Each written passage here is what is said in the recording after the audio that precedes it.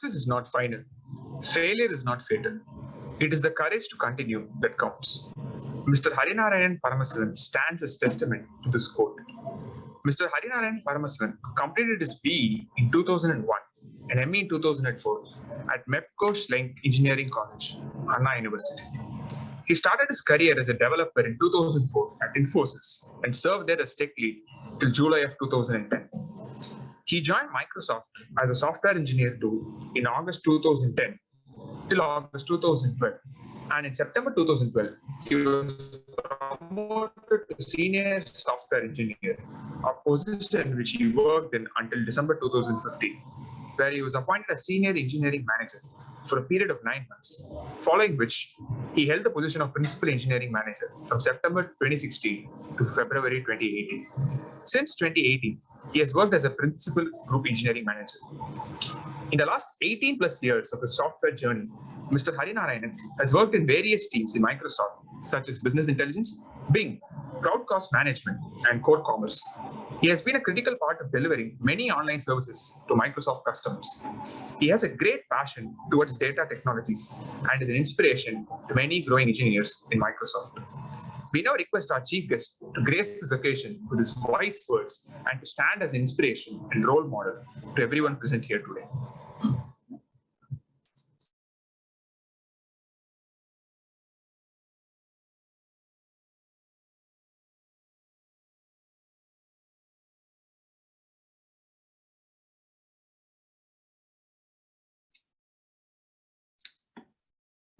This is my turn to talk. All right, thank you. Yes, sir.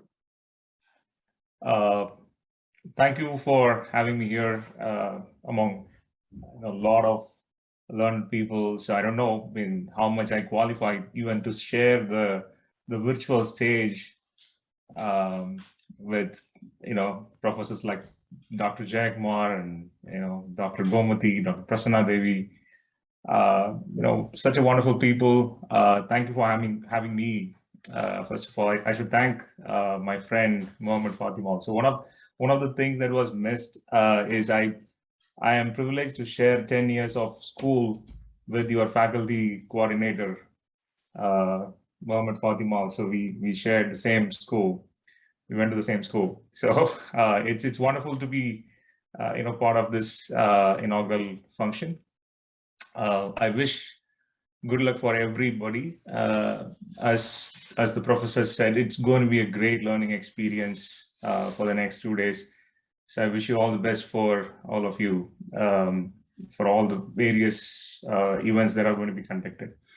So when Fatima, called me and said, "Hey, can you come as a chief guest for this function?" I said, "Hey, I'm just a engineering manager in Microsoft. So what am I going to do?" And then we were discussing later. I was telling, okay, probably I can come and share my experience. I was just looking at myself 18 years ago, what I was doing and how. I was part of an engineering college, going through multiple cycles. Definitely, things have changed a lot. When I look at some of the presentations that you folks made, I'm super impressed with the way computer science as a study in a college, how far it has come. When I joined the college 18 years ago, there was not much of knowledge that I had about ethical hacking or cybersecurity and all this stuff. Computer science was coming up, and not much knowledge. For us, all we have to do is go learn C or C++ and go deep into that technology and then learn your aptitude, and then get into get into some job, and that's exactly what I did. But over a period of time, a lot of things have changed. I'm super excited, and I'm pleasantly surprised and to see how this field, from the education perspective, how it has evolved. And let me share some of my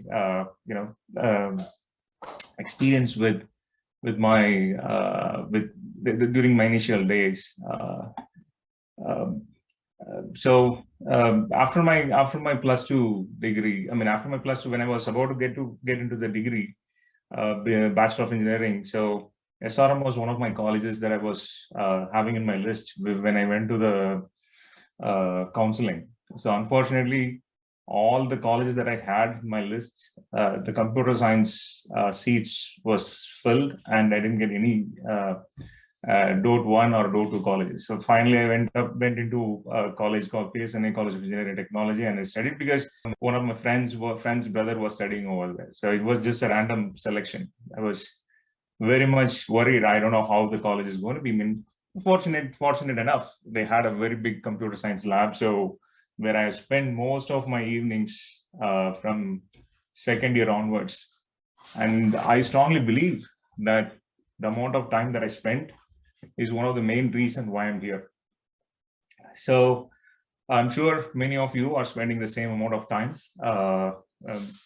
in the labs, and I saw some of the pictures. It's really great to see the young blood, with such an enthusiasm, getting into Hackers Club and learning all new things. That is really, really great.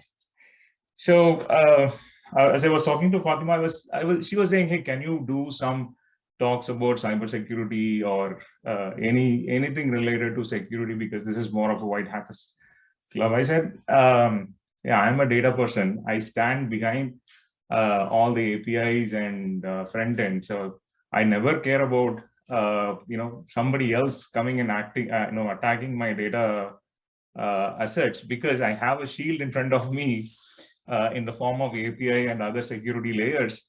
And I run my system in full trust, because that the only people that have access is to my internal teams or the APIs that are exposed to external customers, right? But I thought, okay, I'll share some of my. I was pretty interested in joining this forum and share some of my thoughts about what the industry is looking forward, from somebody who's coming out of college, right? So what do we expect? Because as an engineering manager in such a big enterprise like Microsoft, right? So it's my responsibility as well to grow the team in terms of hiring, in terms of coaching, in terms of creating a model so it becomes a better place to work, and we grow the engineers to the next level. Right? Having said that, I go to so many interviews. I take a lot of interview events. I participate in a lot of interview events. I thought I'll share some of my experiences. What do we expect from you folks? We're all going to be in some form or the other. You'll be contributing to this software industry or the software technology world, right? So most of the times when we go to interviews, when we start asking questions, people will just think, okay, I'm going to learn certain technologies, I'm going to be more thorough in certain areas, and that is going to take me to the next level, or get an entry into into any big companies like Microsoft or Google or Oracle or Apple or something like that, right? So most of the time, it happens with campus interviews. I don't know how campus interviews have changed now. I don't go to campus directly, but I do conducting the interview events separately for juniors as well as seniors. So we normally segregate the interview into two parts. Like, one is we definitely test the technical excellence part of it, right? So, but the majorly what I look forward is whoever we are hiring, when they get added to the team, how are they going to enrich the team? What is the value are they going to bring to the team, right? So there are a lot of behavioral skills that we validate. I'm not sure how many of the folks know about it, how many people talk about it when it comes to interview. I'm sure there will be placement cell and other forums where you come to know about it, but I thought I strongly believe that it's my responsibility as well, being part of this forum today, to let you know that this becomes more valuable for you. Right. There are a few behavioral skills we touch base on. That's what I'm going to talk about today. And then if there are any questions, I'm happy to answer. So the primary thing that what we expect or we test candidates is about adaptability. So how how much the candidate demonstrates the curiosity. How do they actively explore various options, right? How they respond effectively to changing demands and circumstances, right? There will be a lot of ambiguous situations when you are executing a project, when you are working on a product and stuff like that, right? So how do you keep a constructive attitude in the time of stress and time of various randomization and ambiguity that happens? How do you adapt yourself? Our questions will be more towards that, right? So adaptability is one of the major key attribute that we look at. So wherever you go, so please keep a constructive attitude. Please keep your you think out of box and see how you can adapt to a situation, even though it is ambiguous and highly randomizing. Right. The second important quality that we look at is collaboration. So it is very, very important, because as a single person you cannot do anything. Even today, if you look at it, for the symposium to happen, there are so many hands have to come together to make this happen. So that's the same way we execute projects as well. It is not one single person. There is no single hero who can take things to the end. So it's always important that a person who comes to the team is very collaborative, right? And how they can drive alignment and teamwork within the team, whether it is across departments or across organization, doesn't matter, right? How can they combine the resources and then join efforts to achieve the goals of the project or achieve the final goal that we're all driving towards, right? So one of the things that recently might sort of change is, we have three circles. When we evaluate people at the end of the year, we have three circles. One is the individual contribution of the person, like how much value add the person has provided. The second circle is how much the person has leveraged from an existing piece of work or existing knowledge that is available in the system. And then the third circle that we evaluate a person is how much the person is influencing or enabling others in the team. So the last two circles is what it meant to us as collaboration. So it is very, very important that the persons that we bring into Microsoft is highly collaborative, a great team player, and has a great positive attitude towards the team. And the third thing that we do is customer focus, right? You might think, hey, I'm pretty new from the college. I don't know how to talk about customer focus, right? So the team that currently I'm working on, or recently I was working on, is cloud cost management, where our job is to make sure that we provide insights to all our customers, Microsoft customers, about how and what are the transactions that they are happening or they are having with Microsoft. For example, Microsoft sells, is an enterprise. It sells a lot of products, right? It has a lot of services to offer to customers, which includes Azure, Office 365, Xbox, and whatnot, right? So every transaction is being the customers will have an interface. They'll go make a purchase and whatnot, right? So they do, and then the customer intent has been converted into dollar numbers, but that has to be very clearly explained to the customers, so they have they trust, okay, whatever they are purchasing, whatever they are using, and that's what they are paying for, and that trust is more important, so that the customers come back. So winning customer trust is very important for any business to happen, right? The question that I ask my folks is, sometimes they come back and say, Hari, there is a small data accuracy problem. We are showing, instead of $150, 50 cents, we are showing $150, 45 cents. Right? Something like that. And how many customers have been impacted? There is a small rounding error that we have in our code that is causing this problem. and it has impacted like, a few 100,000 customers, but it is a very tiny, small amount, right? The very first question that I ask is, okay, think yourself as a customer, you go to, you go to your portal where you see your mobile bill. Your mobile bills come online. So I ask them to go and check if instead of $150, if you have to pay $160, would you pay? How much would you think? Immediately you'll call the customer care center and then just, fight for the $10, right? That is exactly that feeling that our customers will have when we're not showing the right price and right charges, right? So that is how you have to think from the customer's shoes, right? What exactly the customer would think. So that is exactly what customer empathy means, because every one of us is a customer, right? You would have bought things, you would have bought things in Amazon, you would have bought things in Apple, you would have, bought, office products and stuff like that. So, the accuracy, data completeness, all those things are very, very important, right? Similarly, whatever field you choose, whether it is data field or cybersecurity field or anything, whatever that you develop, whatever that you put effort for, right? Everything has a customer base. Put yourself on those customer shoes.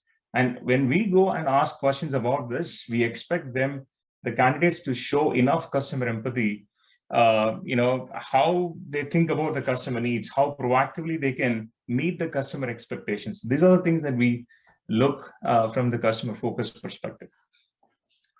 And next thing is about how they, how you drive for results, right? So when I say drive for results, when there is a problem, when a problem is given to you, there will be a lot of ambiguity. You have to understand what the problem is, and there will be hard deadlines. You have to work with your partners. So how you hold each other accountable for it, how you come up with some creative ideas of delivering the business solutions, having the goal in mind. So the simple example could be how you deal with your symposium organization, right? So you can always call out an example of being part of organization committee. This is the deadline. These are the various challenges that I faced, and these are the various steps that I took. That itself, it gives us a hint. Okay, this particular person can drive for results, and because with that attitude, you are going to apply the same attitude in the industry as well, right? So it is important to have a good drive for results, and of course, you need to have a great influence. You should know how to influence others. Probably, I'm sure there'll be a lot of debate clubs, and even for inaugurating, even for conducting this symposium, you might have, we should have problem statement like that, or you have a problem statement that might be conversations you would have had with your friends, right? So how positively you go and influence others and make that impact is another aspect that we look at, right? So these are the various aspects that we look at. Of course, we look at how much judgment you can make about a problem, how much you are innovating end to end. So you give examples from your life, from your school, from your college. Take those examples and then present it in such a way that you have all these attributes. This is your 50% interview is done, right? So that's very, very important. And when it comes to technical excellence, the second part of it, right? So normally I ask a very simple question, a very basic data structure, from if you think through that problem, you can easily solve it in 5 to 10 lines of code, using a simple very first chapter that always we study in data structures is stack, right? I don't know whether it has changed, but at least in my when I was studying college, that was the first chapter, like stack, and then we learn about queues. So it is very simple, but most of the times, 80% of the candidates I've seen, they go wrong. I don't know what happens. How do they think? They'll just open up Java or C# or something like that. They'll start writing code. I'll say, okay, stop. The tools are, don't write code straight away. because you have to think through the problem, come up with an algo. So that's how we have learned, and we stop applying the principles eventually when you get to the computer. Don't think like a computer. Make the computer to think like you, and use Java and C# as the tools. Right? That's what I always prefer. So I always tell them, okay, stop coding. Just go take a pen and paper. Try to solve the problem first. Show me how you can solve the problem. Just with your, simple, with as a person who doesn't know any programming language, right? Then you derive the steps from that, and then you use any tools from that point, whether it is C#, Python, Java, whatever it is. Then use that tool and pick the appropriate data constructs and programming constructs to solve the problem. So that's how you should approach the problem. So you apply that. This is definitely taught in schools, right? At least when I studied, always I have to write a algorithm first, then I have to draw flowchart, and then I should go and do coding. So otherwise I won't get marks in my lab assessment. So please follow that. You don't have to do explicitly in an interview, but you prepare your mind, or you train your mind to do that way. It is very, very important. And last but not least, these days we emphasize more on the behavior aspects, as well as how a person has such a growth mindset, right? So how do they practice the growth mindset? How they learn from their mistakes, whether they're learning from others, whether you are very open to accept your mistakes, learn from your failures. So these are the various aspects that we look at before we ingest any candidate into our team. So that's all the things that I wanted to share.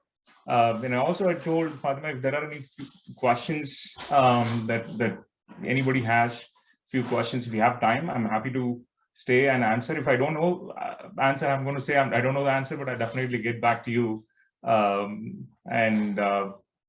So once again, thank you for having me here, and it's I'm sure it's a wonderful day for all of you, and I wish you all the best, and I wish a great success for this event. Thank you. Thank you, sir. Thank you, sir, for your insightful words. We couldn't have asked for a more perfect person to grace this occasion as our chief guest.